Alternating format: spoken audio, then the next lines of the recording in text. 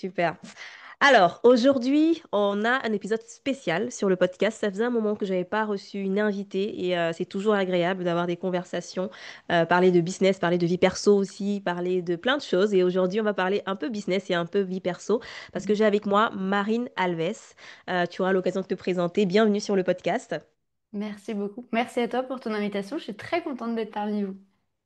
Et juste pour te donner, pour donner aux auditeurs un peu des points clés, des KPIs, parce que moi je suis très chiffre, j'aime beaucoup voilà, j'aime prendre des décisions par rapport aux chiffres. Et donc Marine, toi tu as aujourd'hui plus de 35 000 followers sur les réseaux sociaux. Tu as accompagné plus de 2300 élèves. Tu es la fondatrice de la But First Academy et du podcast qui porte le même nom. Et tu accompagnes les entrepreneurs surtout dans leur stratégie SEO, copywriting. Bien qu'aujourd'hui, on va pas seulement parler de visibilité généralement, on va surtout parler de réseaux sociaux parce que tu es aussi experte en réseaux sociaux, notamment Instagram. Et bah, j'ai plein de questions à te poser. J'espère que tu es prête. Est-ce que tu voudrais ajouter quelque chose à cette présentation? Non, c'est très clair. Je suis prête à passer sur le grill. Écoute, tu peux me poser des questions. Ok, J'ai pas de super. tabou. Donc, let's go. Let's go. Bah écoute, j'ai choisi ce sujet parce que bah, déjà, moi je suis passée sur ton podcast, c'est comme ça qu'on s'est rencontrés, tu m'avais contacté, j'ai bien aimé, et puis je me suis dit, bon, pourquoi pas te faire participer également à mon podcast, surtout que je Mm. te dis d'où vient l'idée du sujet, hein. J'accompagne aujourd'hui des entrepreneurs qui, pour la plupart, n'aiment pas les réseaux sociaux, Mm. entre guillemets. C'est-à-dire, vraiment, faire du contenu pour elles, c'est presque une corvée. Donc, d'où l'épisode du jour, hein. La thématique, c'est comment utiliser le contenu Instagram sans s'épuiser, même si on déteste, entre guillemets, faire du contenu. Mais avant de commencer, avant d'aller droit dans le vif du sujet, Marina, qu'est-ce qui t'a fait, qu'est-ce qui t'a emmené justement à parler de contenu, de copywriting, enfin de tout ce que tu fais? D'où ça vient tout ça? En gros, en 2016, quand je me suis lancée, j'avais très envie de partager avec les gens parce que j'étais passionnée de YouTube, mais quelqu'un de très timide. Hors de question de faire du face caméra, hors de question de me montrer. Donc, ma sœur m'a soufflé l'idée de faire un blog. Et c'est vrai qu'à l'époque, en fait, moi, je méconnaissais complètement cette sphère de création de contenu. Donc, je me dis, bah, pourquoi pas, je vais lancer mon blog, mais par contre, il est hors de question que je le dise à qui que ce soit et je me montrerai jamais. Donc je commence à créer beaucoup de contenu et à me rendre compte qu'au final, j'adore ça, mais je trouve ça hyper frustrant parce que j'arrive pas à me rendre visible ou du moins j'ai l'impression de parler toute seule. Et c'est comme ça que je suis tombée déjà pour commencer dans les travers du référencement naturel, du SEO, comment est-ce qu'on se rend visible sur Google, etc. Le projet a fait son petit bonhomme de chemin. Entre-temps, j'ai eu beaucoup de visibilité. C'est devenu mon métier à part entière. J'ai créé une agence et c'est vrai que petit à petit, je me disais, il manque quelque chose. Parce que le blog, c'est très bien, ça ramène beaucoup de visibilité, mais c'est pas tant humain que ça. Donc, s'il n'y a pas d'instantanéité, on peut pas trop partager avec les gens. Et c'est comme ça que du coup j'ai lancé d'abord un compte Instagram autour de la But First Academy en me disant bon ben si je veux réellement connecter avec des entrepreneurs et que je veux réellement leur montrer comment je fais, puisque dans le cadre de mon agence je travaillais surtout et je travaille surtout avec des entreprises B2B, des grands comptes, etc. J'avais besoin moi de me connecter avec des gens qui pouvaient avoir la même réalité que moi. Et du coup, la But First Academy est née avec une condition, hors de question de me montrer. Je ne veux pas être la tête d'affiche de mon entreprise. Je ne veux pas j'allais dire me rendre ridicule, mais c'était pas ridicule. C'est qu'en fait, j'avais tellement pas confiance en moi que je me disais, mais si les gens que je connais tombent sur ce truc, ils vont se dire que je suis complètement folle. Je suis pas prête à m'exposer au jugement des gens. Et bon, maintenant, en 2015, 2025, les choses ont bien changé. Mais c'est vrai que je me suis lancée comme ça sur les réseaux en ayant exactement les mêmes injonctions que toutes mes clientes. Je n'aime pas me montrer, je suis très timide, je n'ai pas envie de raconter ma vie privée, je ne suis pas d'influenceuse. Euh, et toute cette toile d'araignée m'accompagne encore aujourd'hui, étrangement, avec Mhm. plus de 35 000 abonnés, une audience, une communauté. Mais même aujourd'hui, moi, je suis pas OK de dévoiler certaines choses de ma vie. Donc, je dirais que je suis tombée un peu là-dedans par hasard, mais au service de mon business également. C'est vrai qu'il y a quelques semaines, quelqu'un m'a posé la question de si j'avais un business et si je n'avais pas mon business, est-ce que j'aurais Instagram? Je ne sais pas, je ne pense pas. Voilà. Bah, c'est un beau parcours et quand tu dis ça, il y a plein de choses qui me viennent à l'esprit. Déjà, je pense qu'on a ce point en commun qui est que on est réservé. Bon, moi, je suis pas timide, mais plus réservée. Donc, pareil, comme toi, quand je me suis lancée sur Instagram, je ne montrais pas mon visage. Mm, Cependant, j'ai remarqué qu'il y a eu un gros changement à partir du moment où j'ai commencé à me montrer, parce que justement, j'avais habitué mon audience à ne pas mm, montrer mon visage. Donc, ma mm. première question, c'est comment est-ce que tu as vécu ça, la transition entre ne pas te montrer du tout, et ça marchait plutôt bien a priori, mais et finalement te montrer. Est-ce qu'il y a eu est-ce que tu as remarqué justement des différences au niveau de l'engagement, des réactions, de ta progression sur Instagram? Alors, je dirais en termes statistiques, parce que tu aimes les chiffres, statistiquement parlant, non. Humainement parlant, oui. En fait, moi, j'ai développé un business et j'ai développé un système dans la But First Academy et toute une stratégie qui fait que si je n'avais jamais eu envie de me montrer, ça n'aurait jamais impacté la But First Academy. Et il y a des gens aujourd'hui qui suivent la But First Academy qui ne savent pas qui je suis et qui ne me suivent même pas dans mon personal branding. Donc, il n'y a eu aucune curiosité qui s'est développée vis-à-vis de ma personne de par le système que moi j'ai mis en place. Il s'avère qu'avec les personnes les plus proches, vraiment le noyau dur de la communauté de la But First Academy, je recevais de plus en plus de questions. Comment est-ce que tu t'organises? Ton quotidien, il ressemble à quoi? Mais du coup, toi, de ton côté, comment ça se passe? Et puis, il faut savoir que moi, je suis expatriée au Portugal, donc je suis une ancienne Parisienne qui habite au Portugal. Et c'est vrai que je recevais de plus en plus, étrangement, hein, des questions sur et comment ça s'est passé, ta transition, ton processus? Est-ce que tu as eu des démarches particulières à faire? Et moi, à l'époque, je me disais, et à l'époque, c'était ça il y a 1 an et demi, hein, dans ma tête, en fait, je me disais, mais ça m'intéresse pas les gens. Moi, j'ai une vie chiante, mon quotidien est pas nul parce que mon quotidien me va, mais enfin, je voyage pas tous les 4 matins, je vais pas dans des beaux restos tous les jours. Moi, je passe 10 à 12 heures par jour sur l'ordi. Je fais ma petite vie, je vais au sport, etc. Mais bon, ma vie n'est pas trépidante, quoi. C'est pas une série Netflix. Et le fait de me dire que ça pouvait intéresser les gens, ça m'a mis mal à l'aise, faut le dire. On va poser les termes. Mhm, J'étais pas complètement OK avec l'idée de me dire, là, du coup, ça veut dire qu'il va falloir que je m'expose. Non. Et mhm, je sais pas, un jour, j'ai eu un déclic et quelqu'un vraiment m'a donné cette confiance. La communauté de la But First Academy m'a donné cette confiance. Honnêtement, je le dis, hein, c'est le chemin entrepreneurial le plus dur que j'ai eu à faire jusqu'à maintenant. Et ça fait 7 ans que je crée du contenu. C'est le plus dur, de loin. Parce que du coup, là, imaginons, je sais pas, demain, je reçois un- un commentaire de hate sur la But First Academy. Bon, bah, on s'attaque à la But First Academy, c'est une marque à part entière. Ça ne m'atteint pas. Bon, j'ai la chance que ça arrive très très très rarement. Mais là, je me dis, imaginons, je reçois un commentaire, une critique sur mon personal branding. Bah là, c'est pas ma marque qu'on attaque, c'est moi-même. Et du coup, j'ai dû faire ce travail de détachement sentimental et émotionnel de mon personal branding n'est pas moi. Mon personal branding sert ma marque. Donc ça, c'est vraiment un premier point qui est hyper important, la dissociation. Humainement parlant, j'ai senti la différence. Parce que autant dans la But First Academy, du coup, le compte Instagram a presque 3 ans. Il y a mhm. 24 000 et quelques abonnés.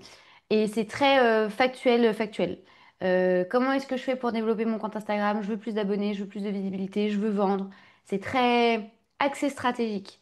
Sur mon Mhm. personal branding, j'ai des gens j'ai des discussions avec les gens, mais jamais de la vie je pensais avoir des discussions comme ça avec ma communauté. J'ai déjà Mhm. pleuré en DM, je me suis déjà tapé des fous rires en DM. Ouais, j'ai vraiment réussi à créer une connexion avec Ah ta ouais, communauté. complètement, complètement. Donc je dirais, humainement parlant, ça a tout changé.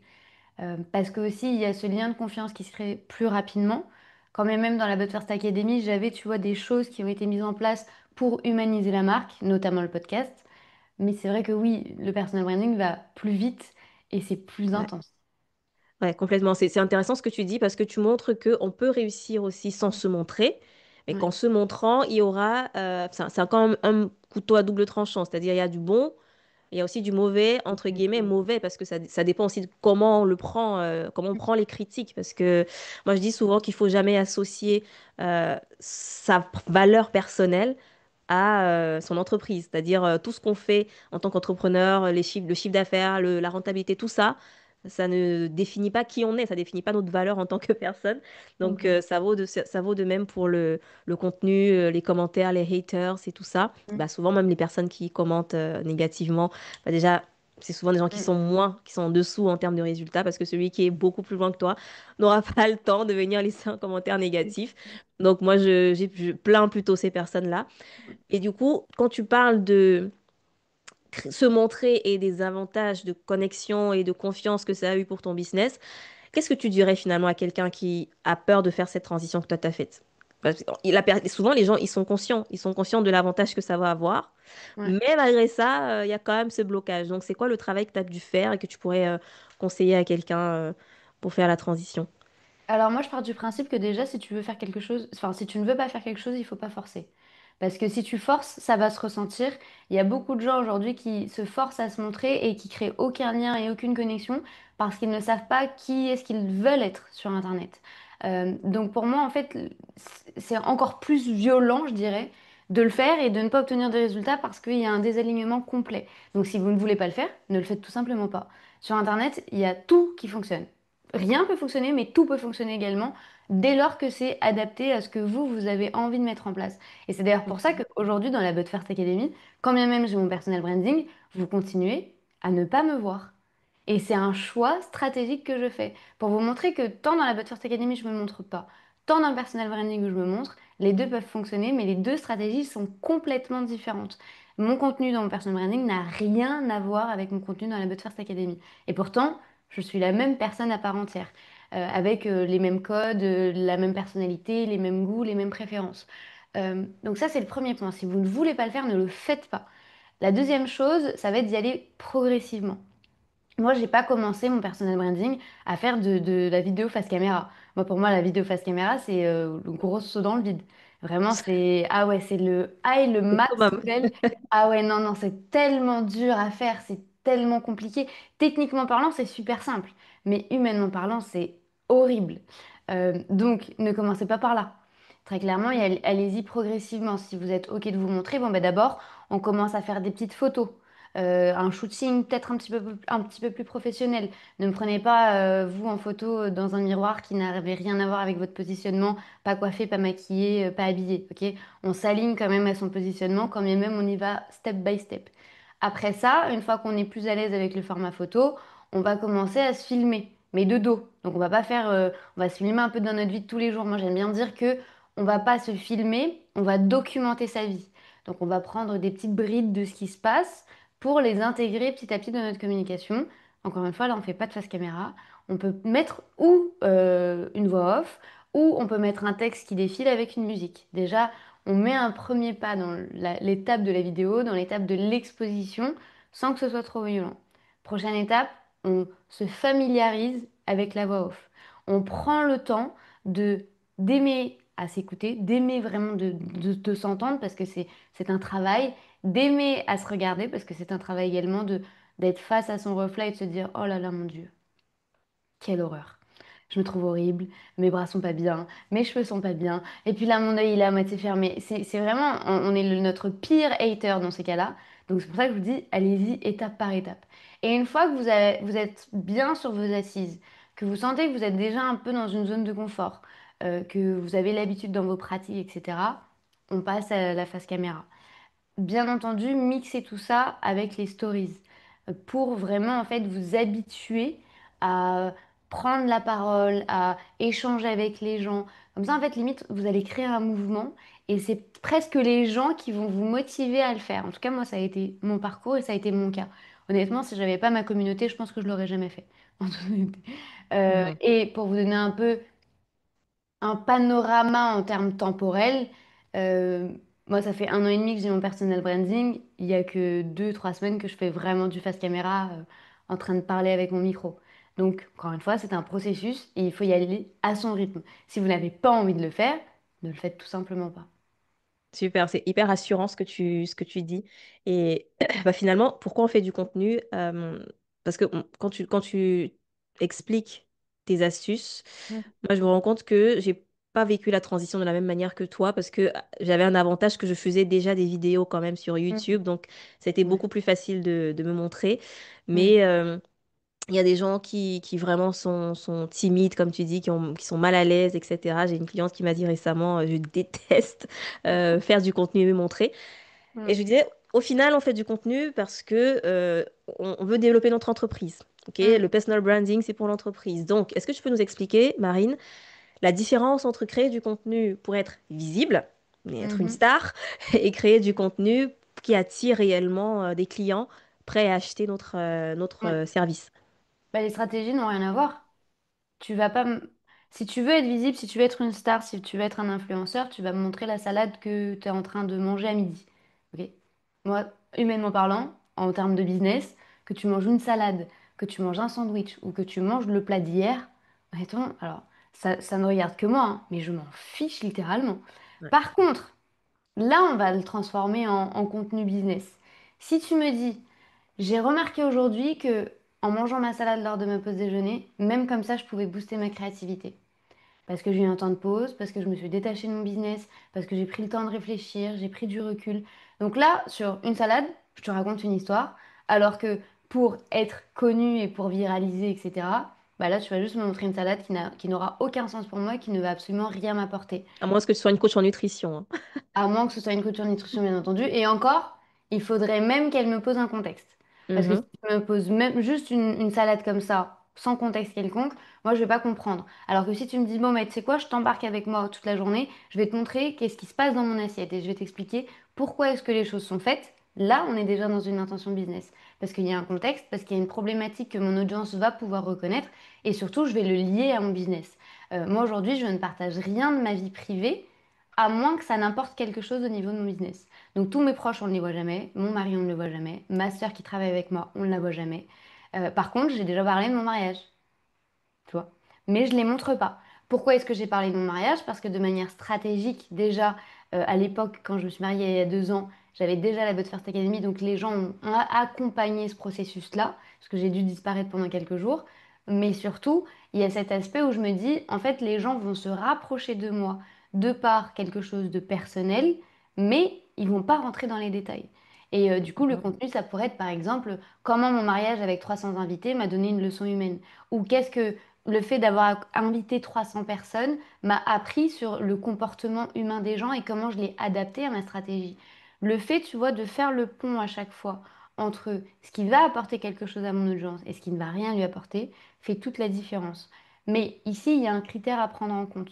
De, ok, trop bien, je comprends la nuance, mais du coup, je fais comment? Ben, c'est très simple. Sachez à qui vous parlez. Parce que moi, ma salade du déjeuner, si je ne sais pas à qui je parle, ben, malheureusement, je ne vais pas savoir l'axe que je veux prendre. Là, tu me l'as mentionné très bien. Imaginons, je suis nutritionniste.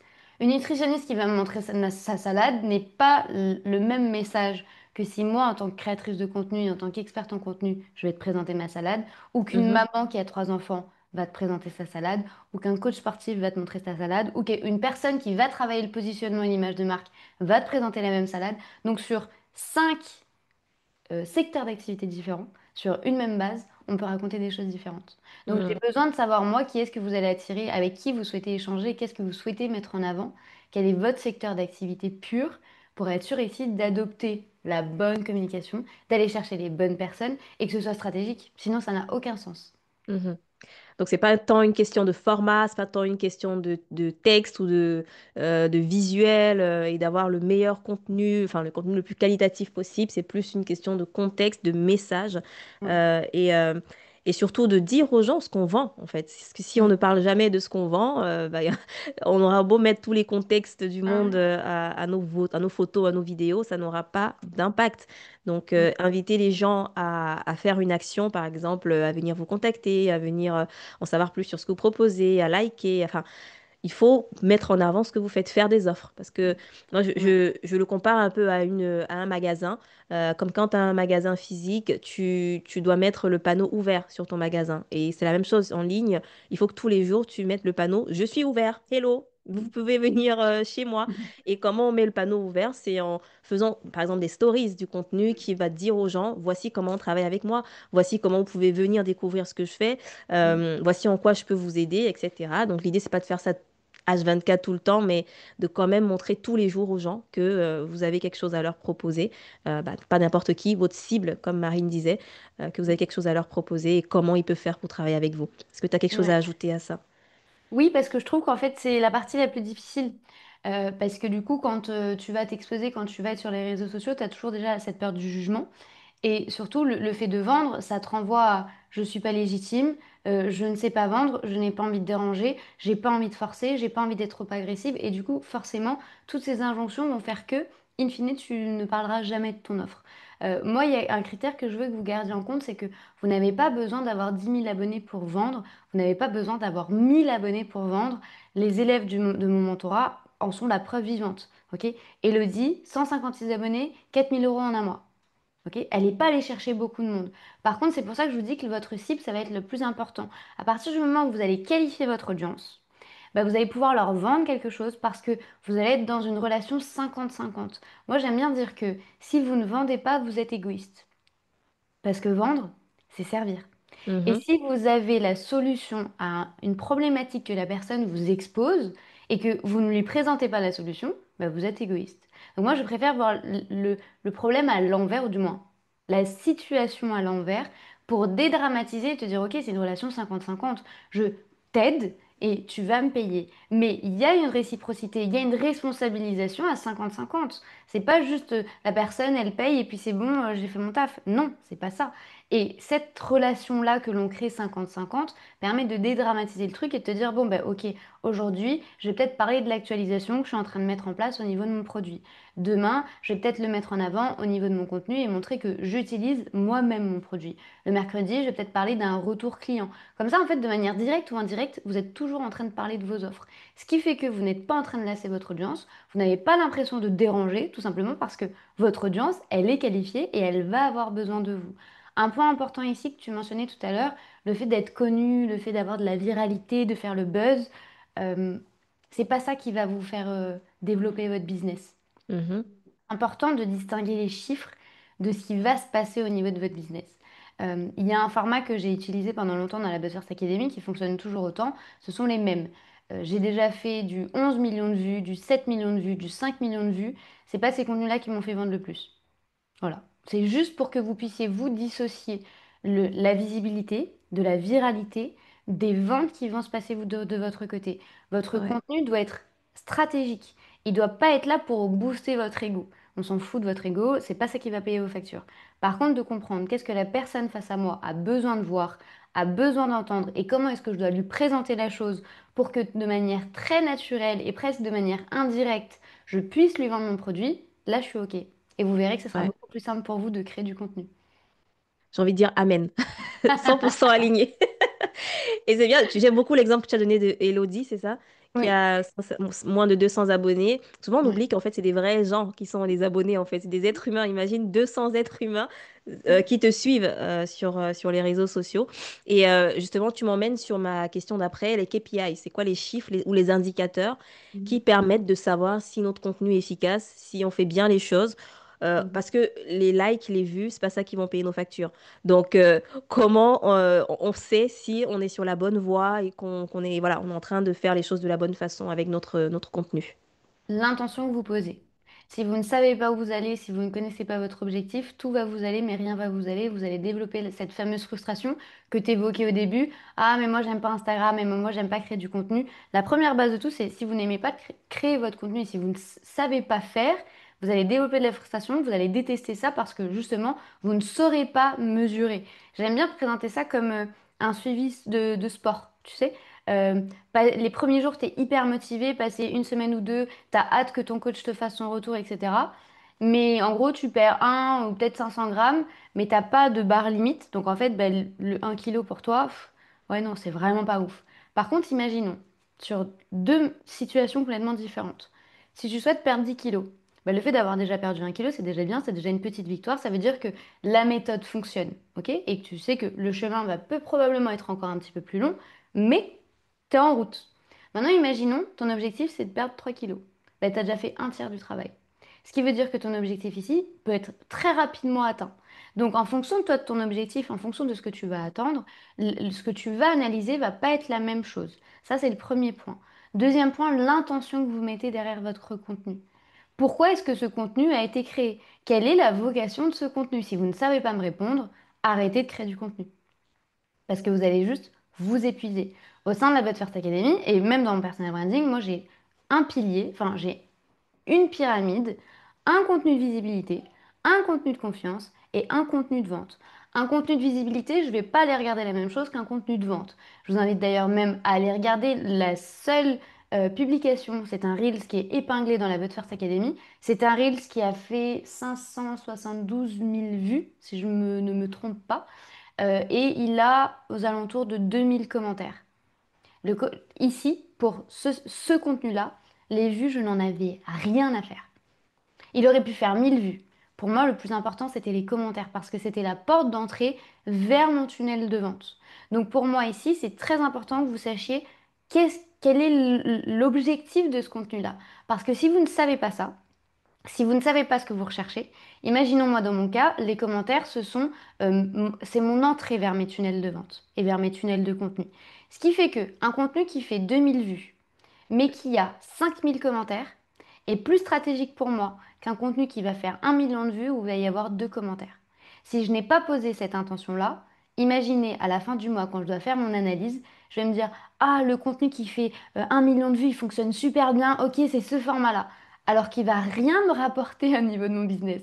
Alors que si je pose l'intention et que je sais exactement quelle va être la vocation à chaque fois que je vais créer du contenu, bah, ça va être beaucoup plus simple de me dire, ok, là, il faut que je regarde les sauvegardes. Là, il faut que je regarde les commentaires.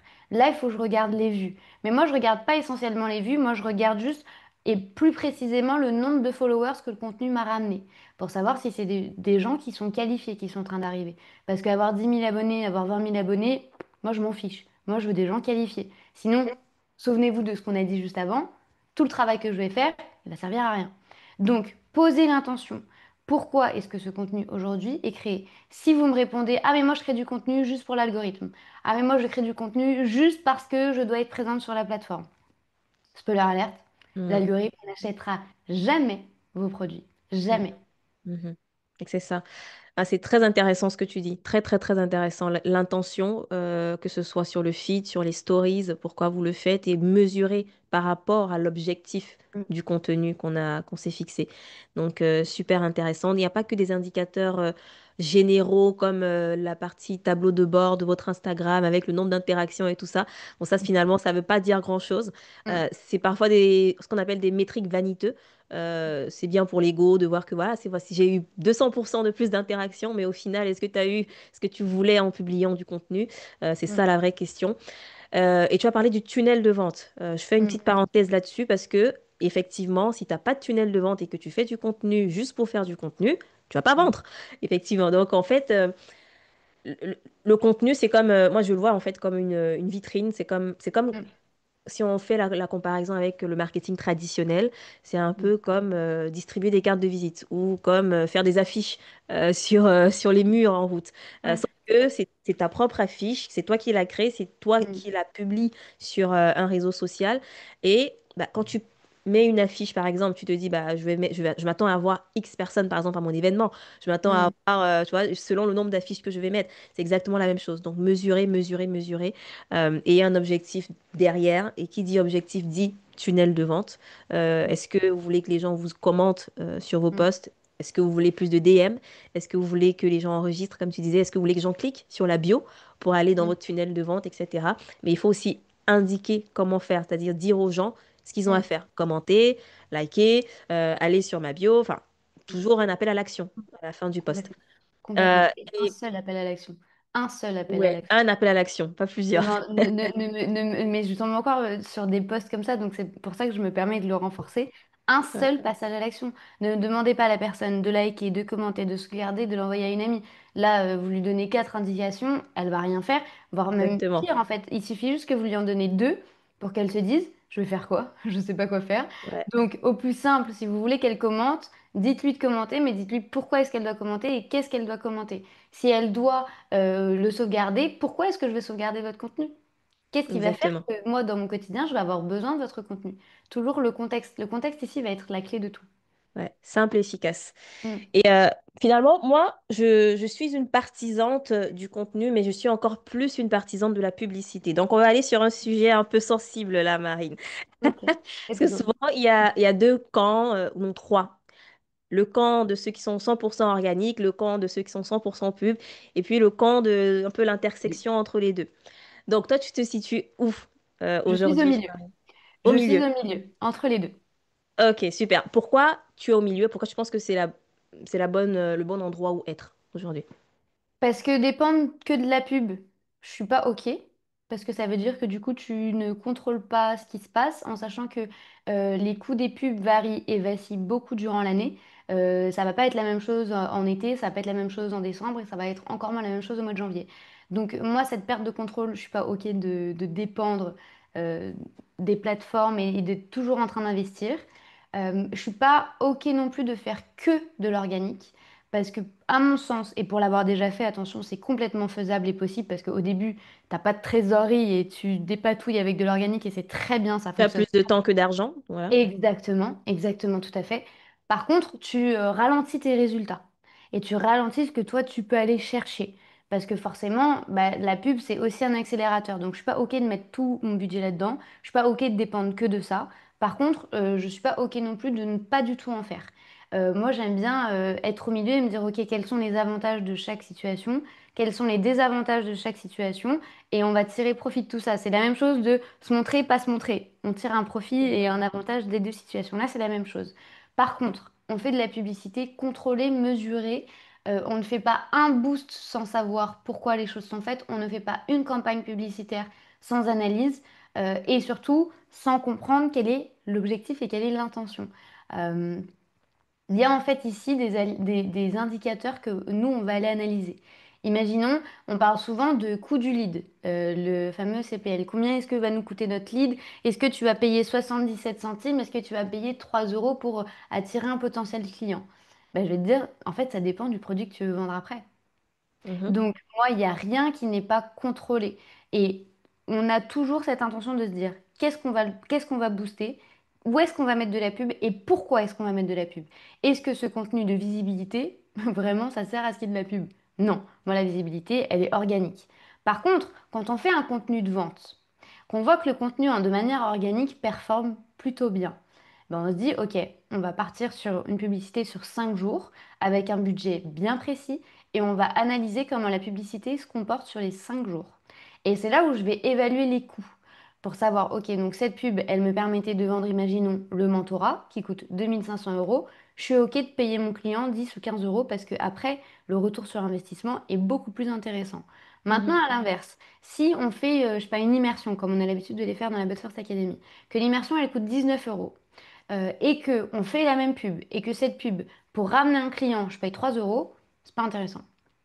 Donc, encore une fois, on pose une intention, on analyse pourquoi est-ce que les choses sont faites et on analyse la finalité de la chose pour être sûr si oui ou non, là, c'est stratégique. Mais encore une fois, tous les contenus sont étudiés avant. C'est-à-dire Mhm. qu'avant même de partir en pub, nous, on regarde le comportement en organique. Si c'est quelque chose qui se comporte bien en organique, on met de la pub. Si l'organique fonctionne pas, c'est pas la pub qui va sauver un organique qui fonctionne pas. Donc, il y a Exactement. ici je dirais pas mal de tests, mais encore une fois, nous, on a une tour de contrôle et on est très méticuleux. Parce que faire juste un boost de 5 euros, mais que vous savez pas pourquoi vous le faites, ben, en fait, vous êtes juste en train de jeter 5 euros par les fenêtres. Sauf que Mhm. 5 euros par-ci, 5 euros par-là, 3 euros d'un côté, 5 euros de l'autre, faites le compte à la fin du moa et on en reparlera à la fin de l'année sur votre trésorerie. Donc Et moi, après, on se dit, ah, la pub ne marche pas, j'ai dépensé de l'argent, ça n'a pas marché, mais ça marche, exactement. c'est juste que ça n'a pas été bien Mm. pensé. Donc, en fait, oui, je suis également au milieu, comme toi, parce que je pense que les deux s'entraident. Comme Mm. tu disais, le contenu peut aider à identifier Mm. on va dire les bons posts qui seront des publicités winners potentielles. Et en faisant des publicités, je dirais même que ça aide aussi un peu l'organique, parce que la publicité, finalement, ça va t'apporter une certaine visibilité parce que les gens vont te voir, ils vont se dire, mais c'est qui voir ton profil, bah, du coup, peut-être Mm. s'abonner, peut-être regarder tes contenus, etc. Donc, les deux sont vraiment Mm. complémentaires. La Ouais. publicité va apporter la rapidité. C'est vraiment un accélérateur. Ouais. Et le contenu va apporter, j'ai envie de dire, la confiance, la Mm, notoriété, parce que juste voir une pub de quelqu'un une fois, ça suffira pas pour que, elle achète tout de suite souvent. Donc, mm, le contenu va justement venir nourrir, c'est ce qu'on appelle le nurturing, nourrir la confiance, la relation, apporter de la valeur à la mm, personne qui t'a découvert via la pub. Et donc, les deux sont vraiment, vraiment à combiner. Maintenant, si vous avez déjà, c'est mon petit conseil, si vous avez déjà une entreprise qui marche super bien en mm, organique, vous n'avez jamais fait de pub et ça marche bien en organique et vous avez juste envie de scaler, bah, faites la pub. mm, Lancez-vous, mais faites-le bien, de la bonne façon. Si vous n'avez jamais eu de clients en organique, c'est vraiment, vous débutez, vous n'avez pas d'argent à investir, faites de l'organique jusqu'à ce qu'au moins vous ayez une ou deux mm, ventes, ou voilà, quelques ventes pour mm, réinvestir ensuite en publicité. Mais on n'a pas besoin de passer 2 ans ou un an à faire du contenu 100% avant de faire de la pub, en fait. Donc, c'est juste une question de c'est quoi mon objectif, mm. c'est quoi mes paliers. Une fois que j'ai atteint mon palier avec l'organique, bah, je me lance sur la publicité pour aller rapidement. Je te remercie pour tes astuces, tes conseils, Marine. C'était vraiment, vraiment intéressant. Il y a juste une dernière question que j'aimerais te poser. Donc là, le but, c'était d'aider les personnes qui trouvent que le contenu, c'est chiant, c'est compliqué, ça marche pas, ils détestent ça. Donc, c'est quoi le, c'est quoi le mot de fin que tu aimerais dire à ces personnes-là pour justement les rassurer, les encourager et les aider à se lancer? Alors, je ne sais pas si ça va les encourager, mais moi, j'ai un conseil à vous donner. Si vous créez du contenu juste pour être en train de créer du contenu, arrêtez. Parce que vous allez juste être en train de vous fatiguer, vous frustrer, vous allez vous tirer une balle dans le pied. Donc si vous avez la sensation que ça ne fonctionne pas, arrêtez-vous quelques jours et allez analyser ce qui se passe humainement parlant. Est-ce que les gens viennent échanger avec vous? S'ils viennent échanger avec vous, qu'est-ce qu'ils vous disent? Allez regarder vos statistiques. Quel est le contenu que les gens ont sauvegardé? Généralement, c'est un bon indicateur parce que je sais que parfois vous n'avez peut-être pas de commentaires et vous n'avez peut-être pas d'abonnés, mais déjà les sauvegardes, ça va vous donner un indicateur. Et vraiment, si je peux renforcer une idée qu'on a déjà évoquée sur ce podcast, posez une intention. Comprenez quel est l'objectif de chaque contenu, parce que le fait d'avoir un objectif et d'avoir une visualisation sur tout ce qui va se passer au sein de votre business, ça va vous donner beaucoup de clarté. Et c'est là où vous allez éliminer les «Ah mais j'ai pas le temps», «Ah mais ça marche pas», «Ah mais j'aime pas». Mhm. J'ai dit que c'était la dernière question, mais là, j'ai l'impression qu'on a beaucoup parlé à ceux qui sont déjà un peu présents, Mm. qui ont des pages créées, qui peut-être ont fait déjà un ou deux posts, qui ont quelques abonnés. Mais qu'est-ce que tu dirais à celui qui part de zéro, justement?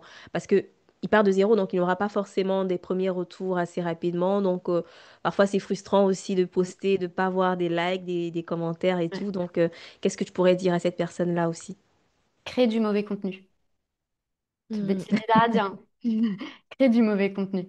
Parce que je sais que ton premier contenu va pas être bien. Et je sais que ton 10e contenu va pas être ouf. Le mien ne l'était pas non plus. Et le 30e contenu ne sera pas non plus incroyable. Mais le 50e sera déjà très bien. Et le 100e, ce sera déjà assez fou. Moi, j'ai besoin que les gens qui se lancent ne soient pas dans la perfection. Parce que la perfection, elle va venir avec l'entraînement.